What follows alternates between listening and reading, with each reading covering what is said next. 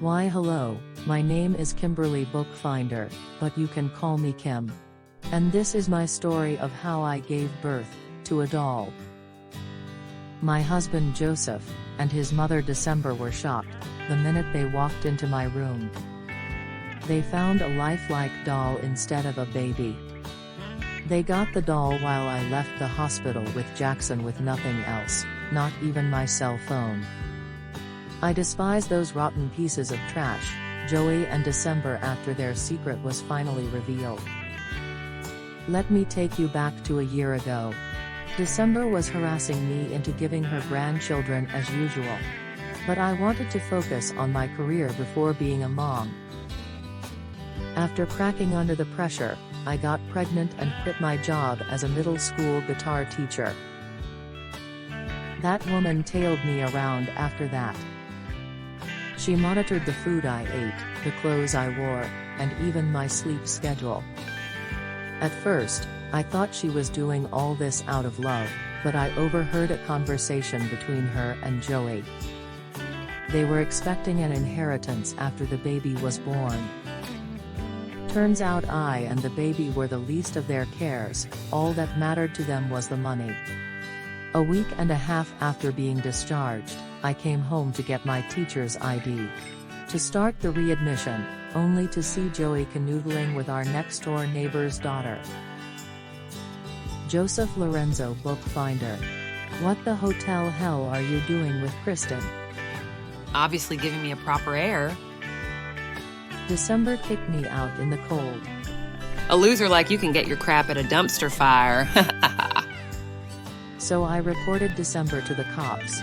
But the minute I gave them my name, Joey and December filed a missing person report.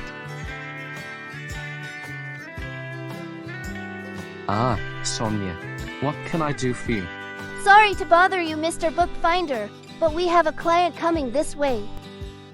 I was desperate for someone to confirm my identity.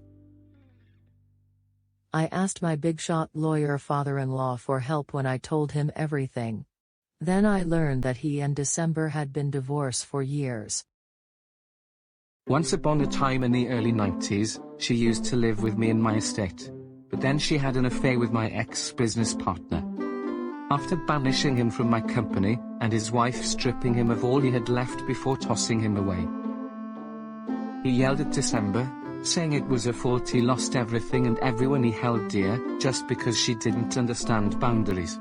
And he told me that he never wanted to see her face again. The thing was, she was pregnant with Joey at the time. I believe that he was innocent through all that, so when her ex-lover ejected the baby for the umpteenth time, I decided to give December another chance and raise him as my very own. Little did I know, I made a big fat mistake.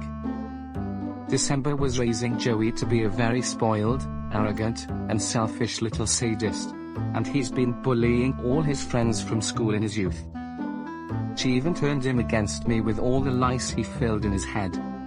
And thanks to that, he never missed a chance to express his hatred towards me, every single time we crossed paths. The more time passed, the worse the situation got. He would barge into my study to demand money from me, like he was my boss. And if I don't give him the amount he wanted, he will spread some nasty rumors against me at my neighborhood and workplace. Obviously December does the same. Joey's 17th birthday marked my tipping point, when he cheated on his girlfriend Christina with the head cheerleader and biggest rival Caitlin, in front of everyone from his school. And what sets me off the most is that everyone, including December, was cheering him on while laughing at her. That's my boy. And just like that, she never attended another birthday party again. Where did I go wrong? And we were doing so well together. Of course, we had a huge brawl about it that lasted the entire day. Imagine the look on Joey's face when I blurted out the long-kept secret out of anger. Hold on, so you're not my dad after all? I'm just a product of mom and your ex-business partner? Honey, I told you not to tell him. And I warned you that if you did not impart manners to that boy, this would happen. Besides, he's old enough now to know the truth about where he came from anyways. I've had it with you, Quincy. I want a divorce. That's the best idea you did since Joey's first birthday. I want you two out of my house by the end of the year. Oh, and don't even think about getting anything from my will, cause neither of you ain't worthy of it. I don't know where they live after I chucked them out with nothing but their clothes on their backs, nor do I care cause I already disowned them. But I know one thing, I'll be happy to help you out.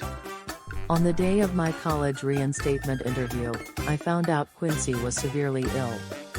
I sacrificed my chance to go back to college to be by Quincy's side. When I die, I would like you and Jack to have all my properties.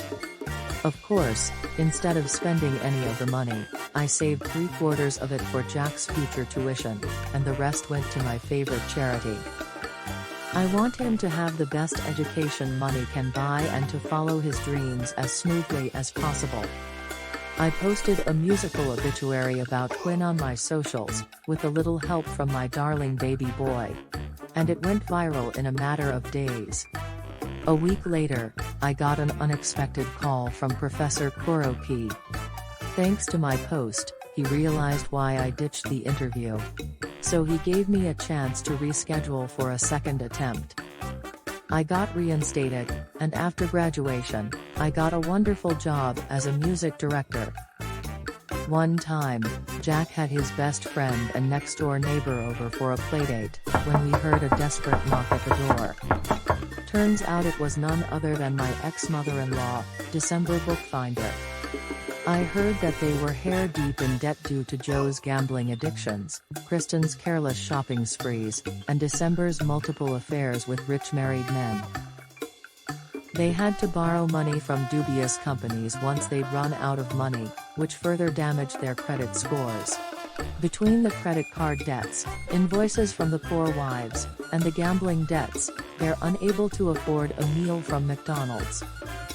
They begged all their families, friends, and neighbors for help, but they ended up distancing themselves from them.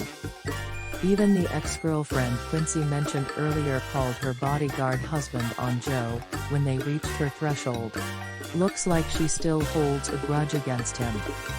So I was the only one left. Kimberly, I know you're in there. It's me, December. Don't ignore me now. Shut up, December. You're disturbing our neighbors. Put your damn neighbors aside and give me that freaking inheritance Quincy left you two. And why should we, after how poorly you guys did to not only me but also Quinn, even though he wasn't the father? How dare you talk to me that way, you moron? Sure, Joe and Quinn aren't related, but he still took care of him for 17 years. Ugh. There's no talking to her. You know what? Jack honey, go get the money chest from the living room. Mom, are you sure about this? 100%, trust me. All right, if you say so. Hurry up already! One eternity later. I got the chest. Here you are, Ms. December. Finally, we're in the clear! Now take it and leave. Now that I have the money, I can... What? This money's fake!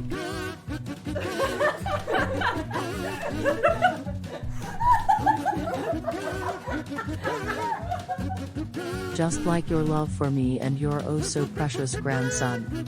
You really think we're gonna give you any of our real money, you bumbling idiot? Kimberly, how dare you? You know how hard we were struggling.